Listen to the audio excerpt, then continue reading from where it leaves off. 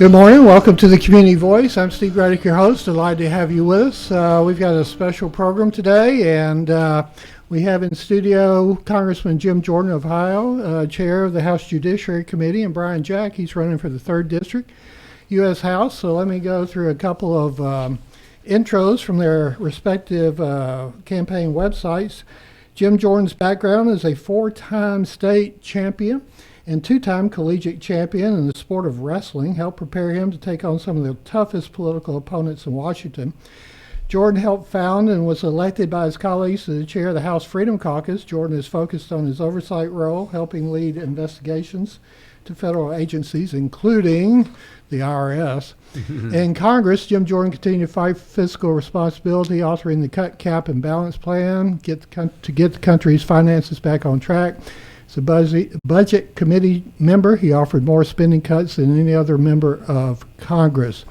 As a state legislator, he took on the powerful special interests and leaders from both political parties who wanted to put Ohio on an unsustainable path of higher taxes and spending. Built a conservative pro-family voting record and authored an alternative state budget to balance without raising taxes.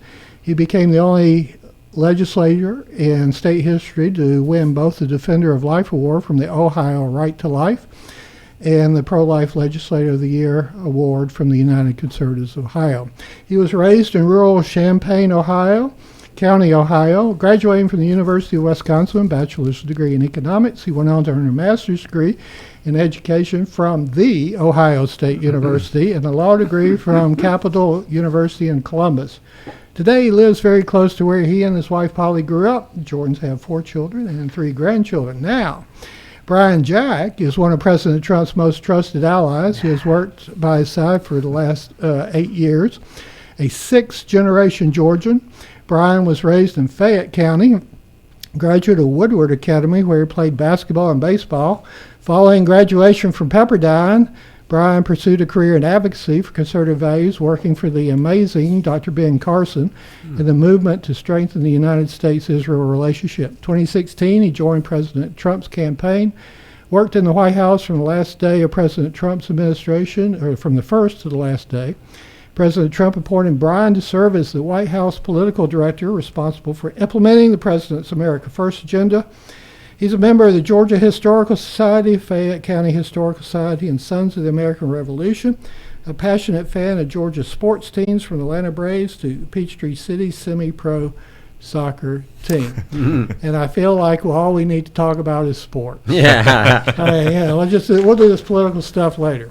Okay, well, we're going to just jump right into it because we got a lot of things we want to talk about. The first couple of sentences or questions are a little bit long, so bear with me. Senator Ted Cruz says if the Democrats win the White House and Congress, they will give amnesty to the illegal immigrants, and Texas will become blue. Puerto Rico and Washington, D.C. will become states, and the Senate filibuster will end and the Supreme Court will be packed. Senator Marco Rubio says if the House does not remain in Republican hands, they will impeach President Trump again when he's elected. Is all of that hyperbole?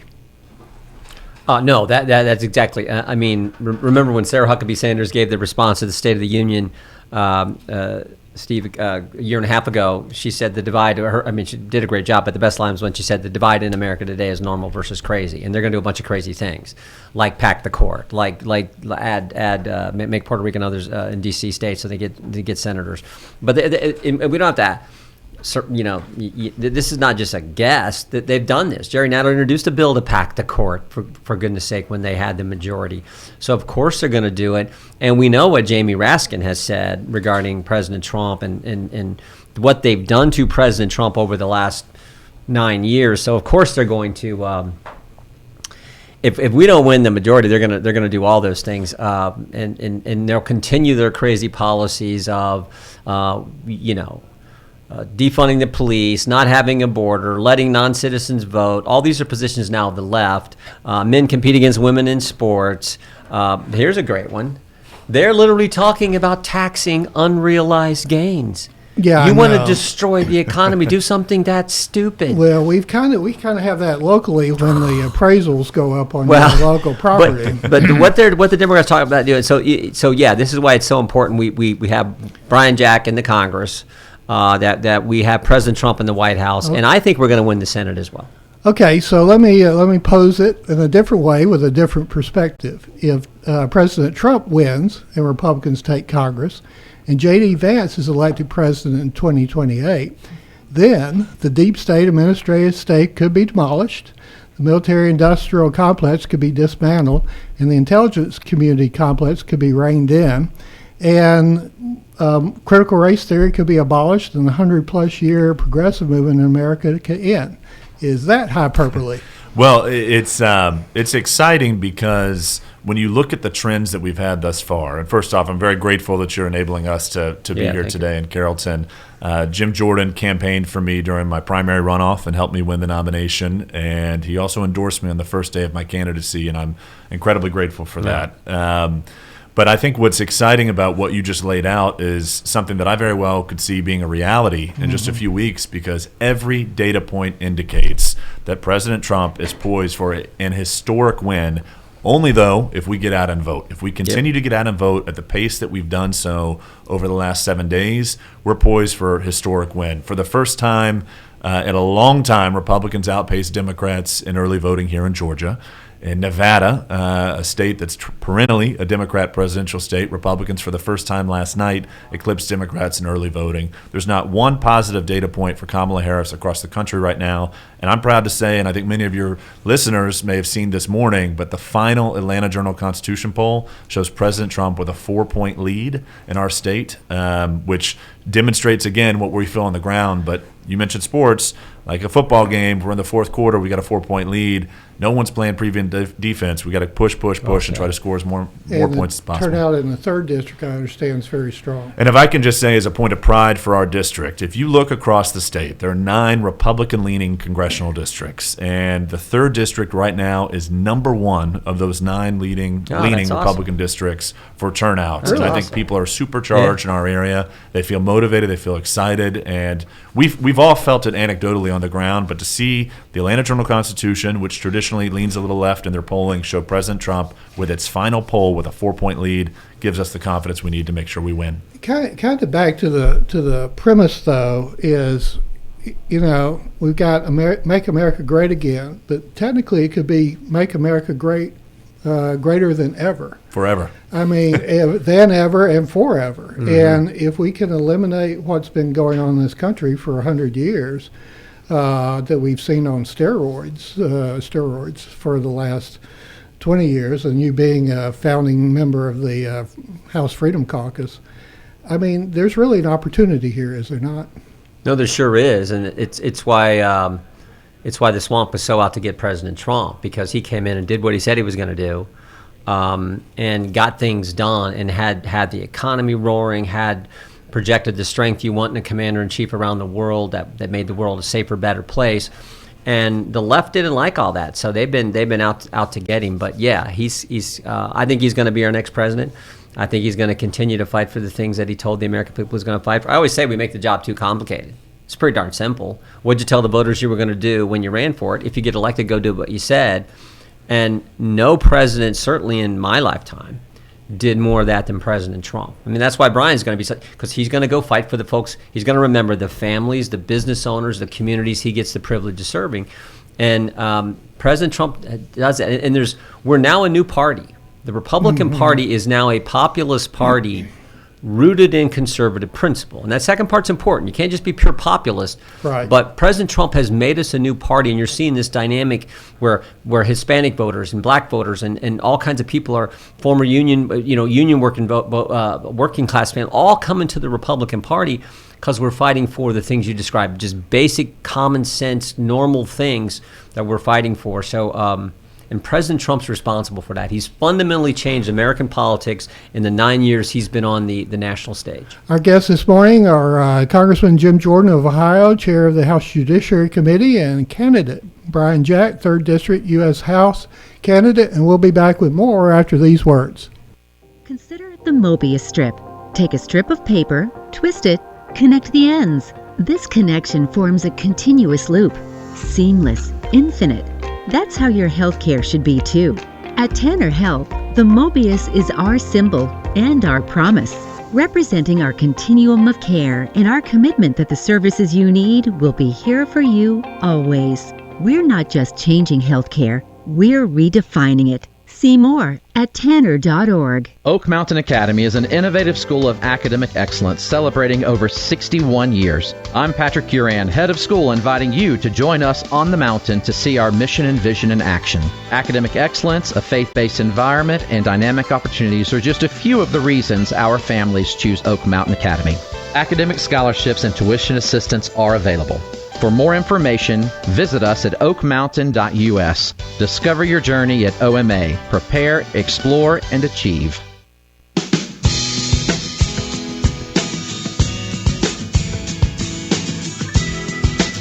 Good morning. Welcome back to the Community Voice. I'm Steve Gradick, your host. We're very pleased to have in studio Congressman Jim Jordan of Ohio, chair of the House Judiciary Committee, and Brian Jack. He's running for the 3rd Congressional District, U.S. House. Brian, tell us, we had the website intro at the beginning, but give us a little more insight for people who may not be familiar with you and kind of your perspective and why you're running. Sure. Well, I, as you mentioned in my introduction, I've worked for President Trump for the last 8 years, and I firmly believe the agenda that we pursued over those 4 years in his first term really put our country back on track. And if you look at any poll today, 8 out of 10 Americans say we're heading in the wrong direction. We can put ourselves back on track if we reenact the America First agenda that he pursued in that first term. And as you noted, I'm proud to be the Republican nominee for our district. I had a chance to run against 4 great guys in the primary and had a chance to then pursue the nomination in a runoff. And I really enjoyed my opportunities to get to know Senator Dugan, who, of course, represented Carroll County, and I'm proud to be the nominee of our district today. I talk a lot, and Chairman Jordan and I are going to go across the district today trying to generate more turnout for the Republican ticket up and down the ballot. But I talk a lot about 3 things, and I'm sure we can get into each of them today, but I focus on what we can do to bring back our economy, what we can do to secure our border. And I love mentioning to folks over and over and over that President Trump was the first president in nearly half a century to not start any new wars. Mm-hmm. So I think we certainly owe him a measure of gratitude for that. Okay, well, let's go down that list. In the last 3 years, inflation's been 19%, including fuel and food. This is my favorite question for every congressman and every candidate, so I'm going to enjoy this. Article 1, Section 7 of the Constitution says all revenue bills will originate in the House, commonly referred to as the power of the purse. So, could it not be true that the House could fix the debt and the deficit problem? Well, certainly the founders, in their wisdom, when they created the 3 separate and equal branches of government, it seemed like if they wanted one branch to be a little more equal than the others, it was supposed to be the legislative branch, and in particular the House. Amen. The body that's closest to the people. I always tell folks, every 2 years you get a chance to throw us out, and that's a good thing because it keeps us honest, keeps us coming back talking to the folks we get the privilege of serving. And you're right, we've got to reassert a little more authority and control over that fundamental power, the spending power. That's why every tax bill and spending bill has to originate in the House of Representatives, of course. So we got to focus on that more. I do think when we win, if we win, the first 3 things we do: 1, secure the border; 2, reauthorize the tax cuts. They're coming up for reauthorization in 2025. You want our economy earning and turning and burning like it was under President Trump.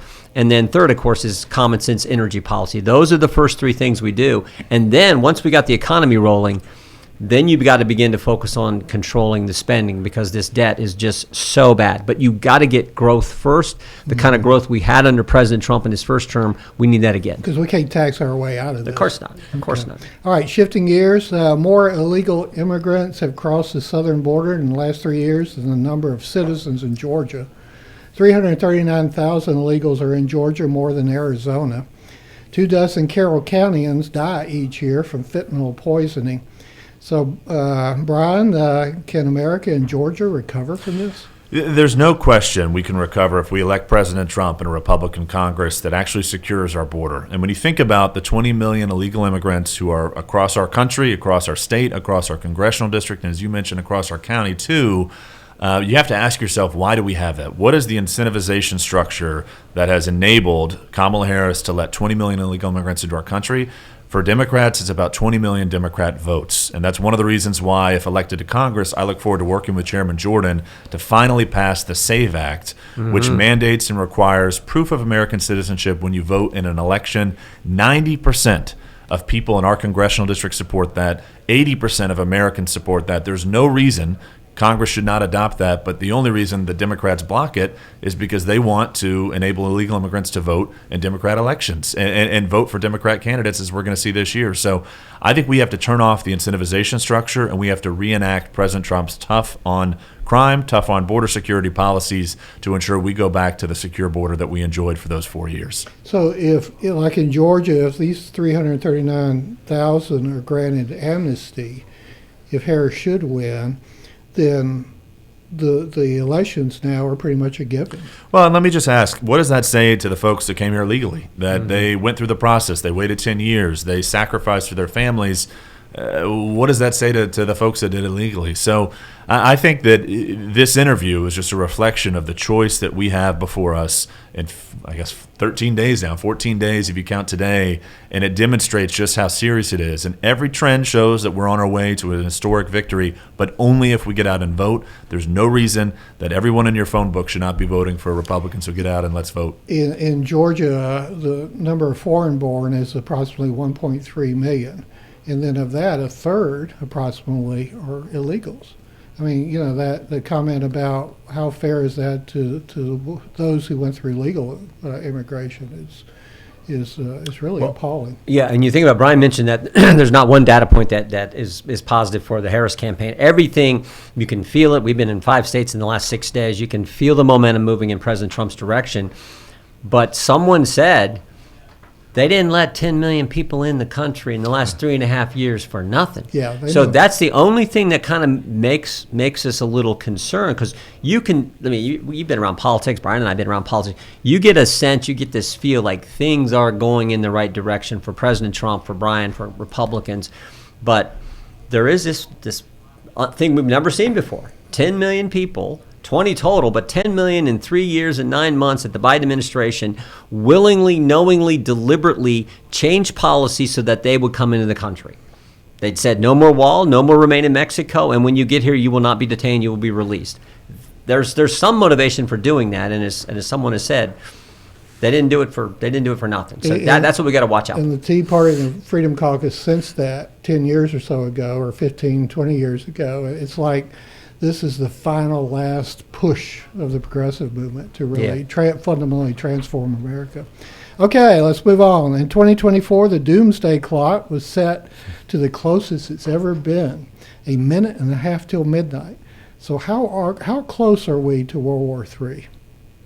Well, I think we're in a much more secure world if we elect President Trump. You talk about the Constitution. The Constitution clearly enshrines within the executive branch, and particularly the president, the power to conduct our foreign policy. And one of the things, as I mentioned in an earlier comment, President Trump, first president in nearly half a century, did not start any new wars. And if you ever want to see a more emotional side of President Trump, watch how he talks about his visits to Walter Reed. I was proud to go with him to some of those visits. And when he saw what happened to so many of our soldiers, notwithstanding those who lost their lives over there, he does not want to commit America's young men and women to combat necessarily. So I think that if we elect somebody that foreign leaders fear, and President Trump, and likewise respect, I think that the doomsday clock can set their clock for a lot further in the future. But again, I think that's the mission that each of us have. And when we leave this interview, we should all do everything we can to go and get people out to vote. You opened the door. You spent 8 years with him, and 99.9% of the media coverage of him, uses these horrible terms like Hitler and racist and et cetera, et cetera. But I saw 2 interviews recently with President Trump which showed a very humble side to him. What is that nature or that part of his personality like? You mentioned emotional in front of the troops, or the wounded rather. Well, I think we could both speak to that, but I'll take the first cut. First and foremost, you mentioned all of the epithets they hurl President Trump's way. Is it no surprise then that he's had to survive 2 assassination attempts in the last 3 months with everything they've said about him, the disgusting things that they say and lie about him? But when it comes to him as a person, there's no question. Over those 8 years, you had no greater supporter, I should say, of my hopes and ambitions, and likewise all of those around him. I mean, he's somebody that flying back from I remember we were flying back from Las Vegas one time from a campaign rally, and Georgia football was on. I said, Brian, you want to watch Georgia football? Let's watch it. He's somebody who very much is in tune with what people surrounding him like and want and enjoy, and he wants to do everything they can to enable them to have that joy. So I have had nothing but warm experiences with him over the last 8 years, and I'm sure Chairman Jordan would say the same. Most gracious host you could be around. So nice. The way he treats Polly, our boys. He likes sports. Our boys were in wrestling. He talks to me. I wish every American could see the side of him that Brian and I have got to see over the last several years. You saw it if you watched the McDonald's stuff this past weekend. Yeah, I watched that. Is him. He is just.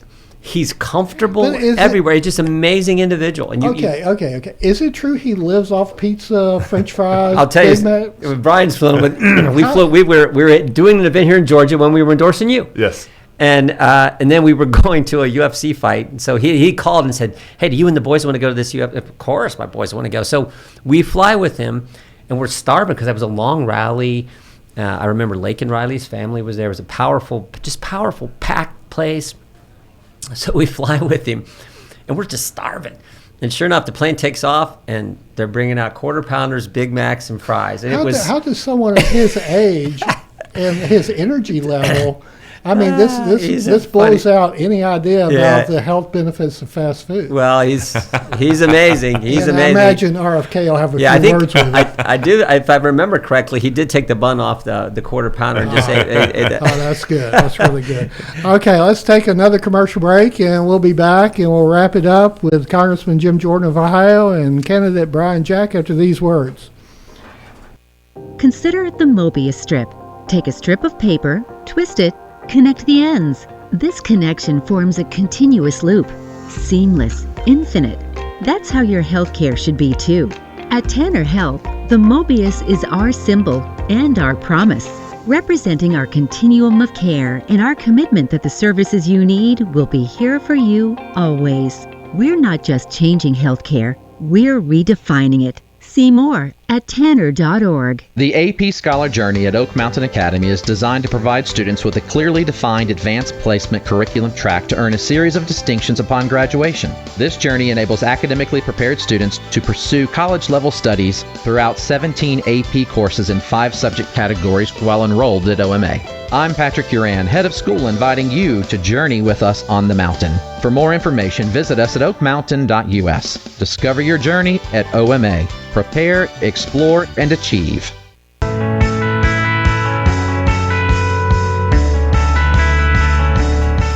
Good morning. Welcome back to the Community Voice. I'm Steve Gradick, your host. Delighted to have you with us today. We've got a special program with Congressman Jim Jordan of Ohio, Chair of the House Judiciary Committee, and Brian Jack, 3rd District candidate for the U.S. House.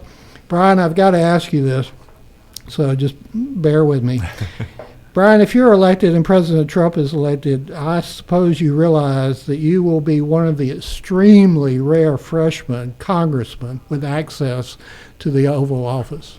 Is that true? Well, I'm excited about that prospect, and that's one of the reasons why I'm doing everything I can over the next 14 days to get out the vote. And you've heard me speak ad nauseum about the need to vote, and it's in large part due to my experience with our elections thus far this year. I mean, in our state's primary election in May, we had 11% turnout. In our runoff election, we had 8% turnout. And traditionally in presidential elections, only 2 out of 3 Georgians vote, which means, as I share with folks, if you're sitting down, you get someone to your left and right, one of you statistically did not vote. So we're doing our part to get out the vote today. Chairman Jordan was kind enough to come back to our congressional district for a second time this campaign cycle, and we're going from Carrollton down to LaGrange, finishing in Columbus tonight. And tomorrow, I am extremely excited to welcome President Trump to our congressional district. He is visiting Pike County, Georgia, For the first time, Pike County will host a president since the 1930s, when FDR would go fishing at Flat Shoals. FDR spoke downtown Carrollton in the 30s. And he would go fishing at Flat Shoals in Pike County, and there's an old rock store at which he used to play checkers. But I mentioned Pike County. It was a county that voted for President Trump with 85% of the vote in 2020, and it's a county that Chairman Jordan was able to visit during our last stop and tour. And we went to Concord. It was a city on the western side of the county, and I think you may remember the mayor of Concord, whose great-grandfather also served as mayor, noted that at the time that was the biggest political event in Concord's history. So I'm proud to say that I think Pike County, we're going to break that record tomorrow, and President Trump is going to have the biggest political event in Pike County history. That's awesome. Zebulon's in Pike County. Zebulon's in Pike County, and we're going to host it at Christ Chapel. And I think, if I can just speak, we spoke about the Constitution, but I really am excited about, if you go back to our founding, the church was the epicenter of every community across our country. And at that church, you would have town hall meetings, candidates for president would come by. It's very old school when you think about what we're accomplishing tomorrow. And tomorrow's a town hall. It's not your traditional rally. It's an opportunity for President Trump to join our great Lieutenant Governor, Burt Jones, on stage and field questions from the citizens of Pike County about faith and about what they're going to do, or what President Trump's going to do when he's elected to office. So I'm extremely excited to welcome him tomorrow. Huge moment for Georgia's 3rd Congressional District. We hear stories now about the faith community, about churchgoers, about Christians not turning out like you would think they would or should. And is that what you're seeing? Or? Well, I think that one of the challenges we find with voter apathy is that there's, in large part, a feeling of disconnect from the people that serve, the people you elect to serve you. So for some citizens, they feel, my vote doesn't matter. Some citizens feel that it's just not worth it. I have no ability to influence this election. And the truth is you do. And one of the things that I've campaigned on is bringing a lot of transparency and accountability to what I want to do in Congress. I've mentioned this before in your program back in April and in June, but I really want to bring back in-person town hall meetings to our congressional district. I think that enables our citizens and the folks. We haven't had them for a while. I think it enables the citizens and the folks I seek to serve to have an opportunity to hear from me directly, and frankly to share your positive comments, your negative comments, because I should be able to stand in front of a room and justify any decision that I make because I'm elected to serve you and nobody else.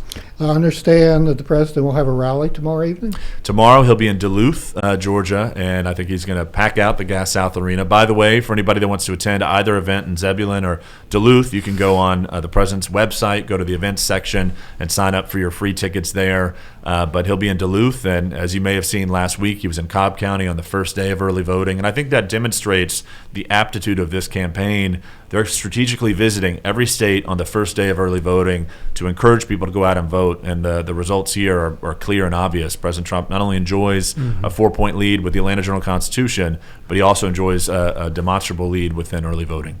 Okay. Very good. There's so many things I want to ask, and we're going to run out of time, so that's why I'm like, oh my word.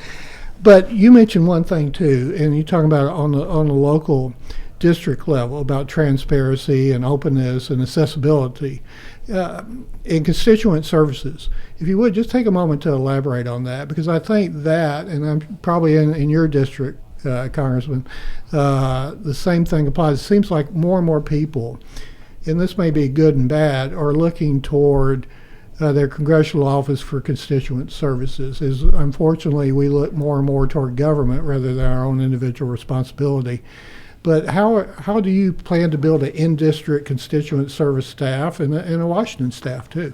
Well, I think we've got a great track record in our district of constituent services, so I hope to follow through with that. And I think that what I'm excited about is hopefully when we elect President Trump, leveraging the relationship I have with a lot of people that are going to serve in that administration to be a very effective congressman for the folks in our district and pick up the phone and call folks to get things done. I mean, I remember while working at the White House, one of the things I'm very proud of is we brought up, trying to be constituent services at the White House level, we brought to the White House every county commissioner, or rather I should say we invited every county commissioner from the state to come to the White House to connect them with folks in different departments, because sometimes it's a bureaucratic Byzantine maze in order to get a process approval or permit approval. Just knowing the right person can effectuate a lot of change. So I'm looking forward to potentially using that ability if I'm elected to serve the folks in our district, and certainly want to carry on the proud tradition we have in our area of good constituent services. Congressman Jordan, I mean, you didn't have to come down here today. You didn't have to fly down. You didn't have to be here. Why do you think it's so important? Well, for President Trump, this is one of the 7 states. You all know that one of the most important states in this election, one of the Georgia, Carolina, Pennsylvania, Michigan, Wisconsin, Nevada, Arizona. And it's one of the key states. So we want to do everything we can to help President Trump. But we also need great people in the Congress who can support the principles and the values and the ideals that President Trump is going to bring forward and push for in his second term. And that's why we were for Brian early during the primary. He's the kind of guy you want in Congress because he's going to remember, as I said earlier, the folks back home. In the history of this great country, only about 12,000 people have ever had the opportunity to serve in the Congress. It is a privilege. It is an honor. And you want people who understand that, who say, I'm going there to fight for the good folks back home. That is Brian's attitude. You saw that when we first met him. Plus, you just want smart people. I mean, we all watched the debate, JD against Tim Walz, and just reminded you of the old adage. Never hurts to have smart people in charge, because JD just knocked it out of the park. Brian is one of those kind of guys, sharp young guy who remembers where he came from, who remembers the people back home, who remembers what the job's about. Just like President Trump. President Trump, people say this, but it's I think worth repeating. He didn't have to do this. He's got life. He's a scratch golfer. I mean, he's amazing. He can do all kinds of things, but he loves this country and is willing to go through all that they put him through. They spied on his campaign. Then it was Mueller. Then it was 2 impeachments. Then it was the 14th Amendment. Then they raid his home. Then it's 4 indictments. Jack Smith, Fonnie Willis, you got to be kidding me. Alvin Bragg. Then it's, as Brian already mentioned, people tried to take his life. How many people you know been shot at twice? But he does it because he loves this country and what it's about. So Brian has that same attitude. That's why we're here helping him, and that's why we're down here helping President Trump in this key state. You know, I know no one can really imagine what America would have been like if President Trump had lost. You don't even want to think about it. Yeah, I know, a horrible thought. The good Lord was looking out for him. We all understand that. But I was watching it live as it was happening. No kidding. And it just takes your breath away. Sure does. So, you know, God still has his hand on this country, and Yep. hopefully that will always be the same. So, Brian, if people want to know more about how to get involved in your campaign, how should they go about it? You can follow me on Facebook, Brian Jack for Congress, brianjack.com. A great website, too, to see where I stand on some of these issues. And likewise, would love for you to join any of our events. We're going to be at the Carroll County Republican Party headquarters here in just about 30 minutes, down in LaGrange later today, and then Columbus. And then, of course, I certainly invite everyone to come out and see President Trump tomorrow. I'm hopeful that he'll be in our state a few more times before Election Day, but very privileged to be able to welcome him to our congressional district. And likewise, you may see me, I may with Senator Tim Bearden here at some of the high school football games. I went to LaGrange Troop last Friday, and as you know, I'm a huge sports fan, so there's not a Friday that goes by I don't want to be at a high school football game. We'll have both of y'all back and we'll talk sports.